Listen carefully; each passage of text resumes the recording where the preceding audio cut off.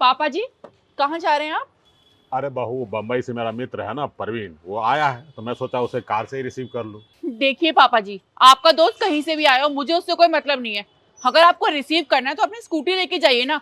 मेरी गाड़ी से कोई रिसीव करने की जरूरत नहीं है। चाबी दीजिए आप इधर। एक मिनट बहू, ये हमारे परिवार में मेरी तेरी कब से होने लगा? ये तुम्हारी गाड़ी है, वो मेरी गाड़ी है। अरे परिवार एक है तो सब परिवार का ही हुआ ना। देखिए पापा जी, आपको शायद याद नहीं है, ये गाड़ी ना मैं अपने मायके से दहेज में लेके आई हूँ। अगर आपको कहीं भी जाना है ना तो अपनी स्कूटी लेके जाइए, मेरी गाड़ी नहीं। आप चाबी इधर दीजिए। देखो बहू, इतना नाराज मत हो। तुम जानती हो ना कि मेरा स्कूटी अभी खराब है। कुछ दिन में ठीक करा लूंगा। और नितिन बेटा कार कोई सर्विसिंग करा के लाया है तो मैं सोचा इसी से जाके ले आता हूँ ना, थोड़ा रौब भी तो पड़ेगा। रॉब पड़ेगा? आपको पता भी है गाड़ी के खर्चे कितने होते हैं? गाड़ी की सर्विस हो गई, गाड़ी में पेट्रोल हो गया, डीजल हो गया, 100 खर्चे हैं गाड़ी के। आप 1 रुपए तो गाड़ी के लिए देते नहीं है और बात करते हो रॉब दिखाने की। आप चाबी इधर दीजिए और आज के बाद ना मुझसे पूछे बिना अगर मेरी गाड़ी आपने हाथ भी लगा दी ना तो मुझसे बुरा कोई नहीं होगा। पापा जी, अपनी स्कूटी लेके जाइए आप। अरे बहू, मुझसे कैसा व्यवहार कर रही हो? तुम्हारे माता पिता ने तुम्हें यही संस्कार दिया है कि अपने पिता तुल्य ससुर से इस तरह बदतमीजी से बात करो। हाँ, कोई बात नहीं। तुम दहेज में कार लेके आई हो ना, इस कारण इतना घमंड दिखा रही हो। ठीक है, रख लो कार। मैं जा रहा हूँ अपने मित्र को लाने, टैक्सी से ही ले आऊँगा। लेकिन तुम अच्छा नहीं कर रही हो, समझी? अगर मेरे बेटे को इस बारे में पता चलेगा ना तो बहुत बुरा लगेगा उसे। आप मुझे ये सब बातें क्यों बता रहे हैं पिताजी? आप अपने काम से काम रखिए। आपको बस से जाना है, किसी से भी जाना है, आप जाइए ना। मुझे क्या बता रहे हैं? और हाँ, एक बात मेरे कान खोल के सुन लीजिए। रॉब भी ना जब ही अच्छा लगता है जब जेब में फूटी कौड़ी हो, और आपके जेब में 1 रुपया नहीं होता है। देखो बहू, तुम नाराज मत हो, ठीक है? मैं जा रहा हूँ। कूल डाउन बेटा।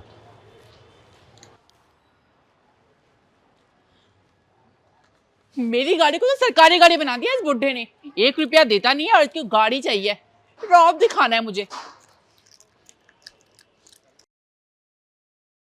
अंकिता, अंकिता कहाँ हो तुम? आ गए नितिन आप? चलिए मैं आपके लिए पानी लेके आती हूँ। रुको, पानी की कोई जरूरत नहीं है। एक काम करो, तुम अपने और मेरे कपड़े दोनों के कपड़े पैक करो। हम घर छोड़ के जा रहे हैं। क्या? तुम्हारे और मेरे दोनों के कपड़े पैक करूं? हम लोग ये घर छोड़ के जा रहे हैं? पर हम लोग ये घर छोड़ के क्यों जा रहे हैं?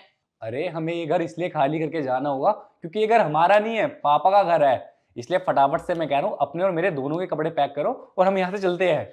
अरे नितिन, आप भी कैसी बातें कर रहे हैं? माना कि ये घर पापा का है, और पापा किसके हैं? हमारे हैं।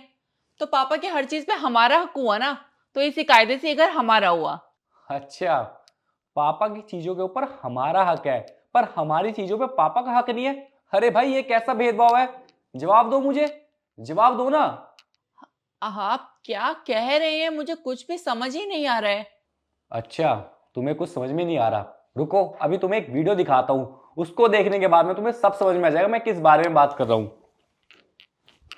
ये देखो। आप मुझे ये सब बातें क्यों बता रहे हैं पिताजी? आप अपने काम से काम रखिए। आपको बस से जाना है, किसी से भी जाना है, आप जाइए ना। मुझे क्या बता रहे हैं? और हाँ, एक बात मेरे कान खोल के सुन लीजिए।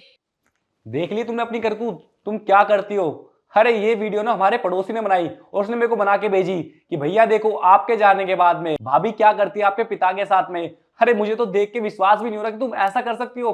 अरे वो तुम्हारे पिता जैसे ससुर है, उनके साथ तुम ऐसा कैसे कर सकते हो? जो भी चीजें ना सारी की सारी उनकी है।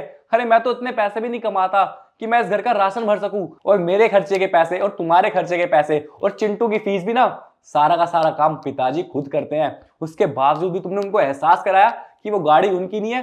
अरे क्या हो गया अगर वो एक दिन लेके चले जाते गाड़ी? उनकी स्कूटी खराब हो रखी थी। अरे घर परिवार में ऐसी होता है, अगर आपके पास कुछ चीज नहीं है तो आप दूसरों की लेके काम चला सकते हो। पर तुमने आज एहसास करा देना पिताजी को कि वो गाड़ी उनकी नहीं है। अरे एक बार सोच तो लेते क्या कर रहे हो उनके साथ क्या नहीं। अरे जब उनका घर हमारा हो सकता है, उनकी चीजें हमारी हो सकती है, तो यार हमारी गाड़ी उनकी क्यों नहीं हो सकती? तुमने गाड़ी के चक्कर में पिताजी को मना करा। मुझे समझ में नहीं आ रहा तुमने ऐसा दोगलापन क्यों करा? एक बार भी सोचा नहीं? जवाब दो। सॉरी नितिन, गलती हो गई मुझसे।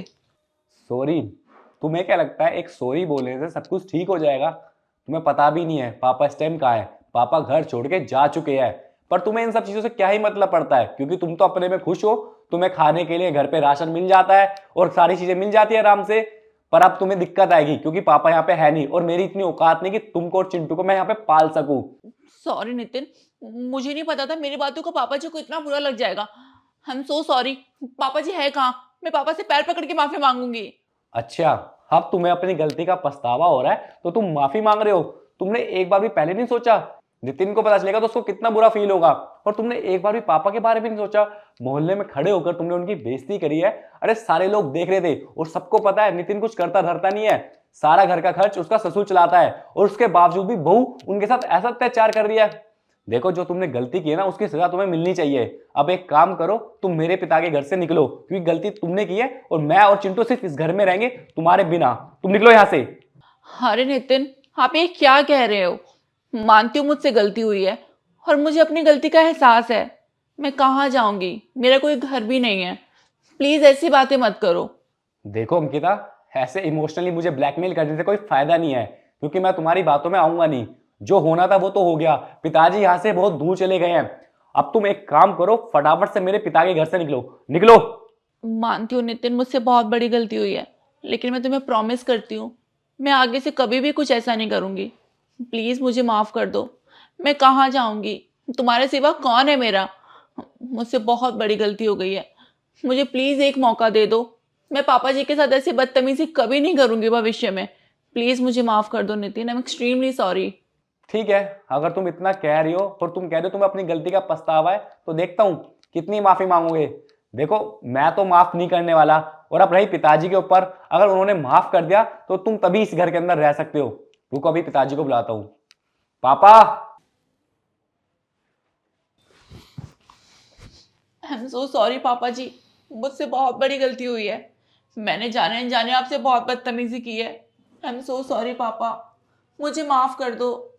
मैं प्रॉमिस करती हूँ भविष्य में कभी भी आपके साथ ऐसी बदतमीजी नहीं करूँगी। अरे कोई बात नहीं बेटा, जाने दे।